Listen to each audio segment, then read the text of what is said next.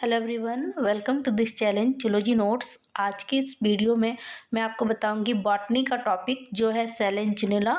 ये क्या होता है? तो सेलेंजिनेला आर द सीडलेस फस्कुलर प्लांट। ये जो सेलेंजिला जो होती है एक तरह का, ये क्या होता है? तो ये एक मतलब होता है ना, इन इस तरह ये एक तरह के ऐसे पौधे होते हैं जिनमें बीज नहीं होता है।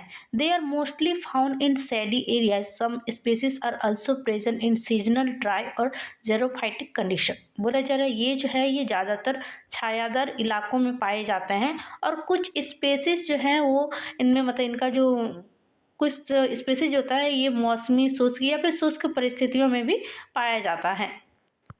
They are found on tree trunks, rock, forest floor ETC. ये जो है ये पेड़ के तने, चट्टानों, जंगल की जमीन आदि पर पाए जाते हैं। उसके बाद है क्लासिफिकेशन।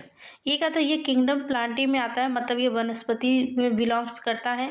क्लास इसका लाइकोपोडियोसीडा होता है। ऑर्डर इसका सेलेंजिनेलास होता है। फैमिली सेलेंजिनेलेसी होता है और जेनस इसका सेलेंजिला होता है।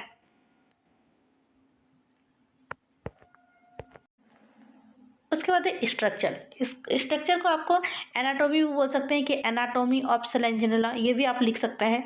The man plant body is sporophyte. इसका जो प्लांट बॉडी जो होता है स्पोरोफाइट होता है, मतलब ये स्पोर का फॉर्मेशन करता है। It is a vascular plant and it is differentiated in 3 reason.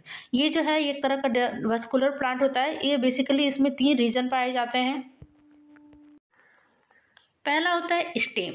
Epidermis is without hair and stomata. इनका जो इपिडर्मिस जो होता है, इपिडर्मिस का मतलब होता है प्लांट के सेल का जो बाहर का जो कवरिंग होता है उसको इपिडर्मिस कहा जाता है। और स्टेम का इपिडर्मिस क्या होता है? उसमें हेयर नहीं होता है और ना ही स्टोमाटा मौजूद होता है। It is surrounded by A cuticle, और वो जो इसका स्टेम जो है ये क्यूटिकल से घिरा हुआ होता है।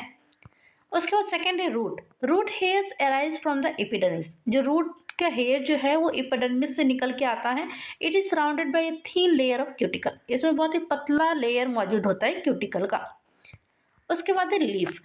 Epidermis is single layered. इसका एपिडर्मिस क्या होगा? तो ये सिंगल लेयर में होगा।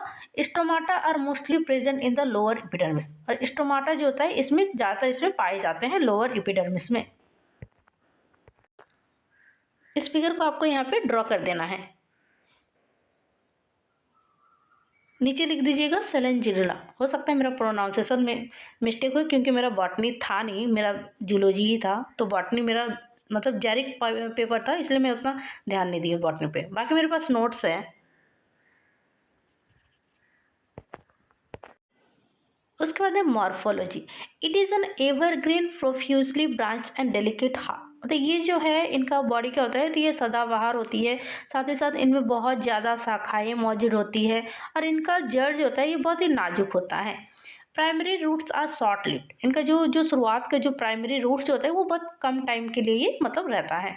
Leaves are small with pointed tip. इनका जो पत्ता जो होता है बहुत ही छोटा होता है और साथ ही साथ पॉइंटेड टिप होता है।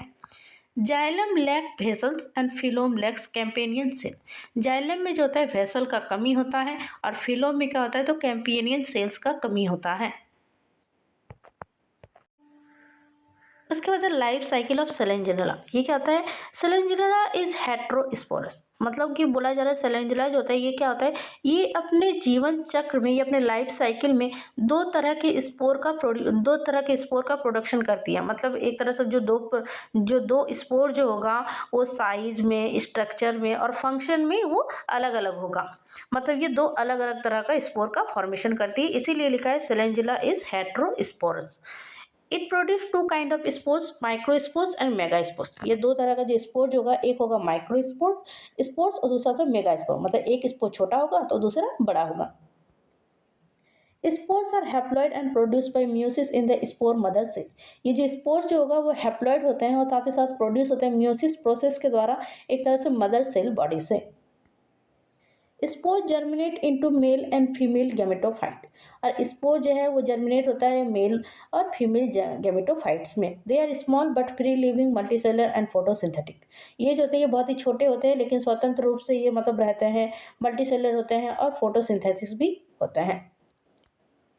Mail and female gametophytes bear antheridia and archegonia respective. Male और फीमेल गैमेटोफाइट्स में क्या होगा, तो एंथीरिया और आर्किगोनिया वो मौजूद रहता है अपनी जगह में। The fusion of male and female gametes result in the formation of a diploid zygote that develop into a well differentiated sporocyte. जो मेल और फीमेल गैमेट्स जब का फ्यूजन होता है तो उसके रिजल्ट से क्या होता है, एक डिप्लॉयड जाइगोट का फॉर्मेशन होता है जो डेवलप हो जाता है बहुत ही अच्छी तरीके से एक स्पोरोसाइट्स में।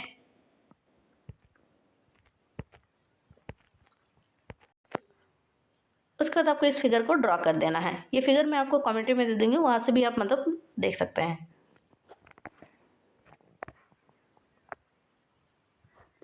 आपको फिगर जरूर ड्रॉ करना है और याद रखिएगा जेआरएफ पेपर के एग्जाम में मतलब सुंदर हैंड राइटिंग से प्लस लॉन्ग क्वेश्चन 3 से 4 पेज लिखिएगा, हो जाएगा। और अगर क्वेश्चन ना मिले तो जो क्वेश्चन पढ़ के जाइएगा वही लिख दीजिएगा।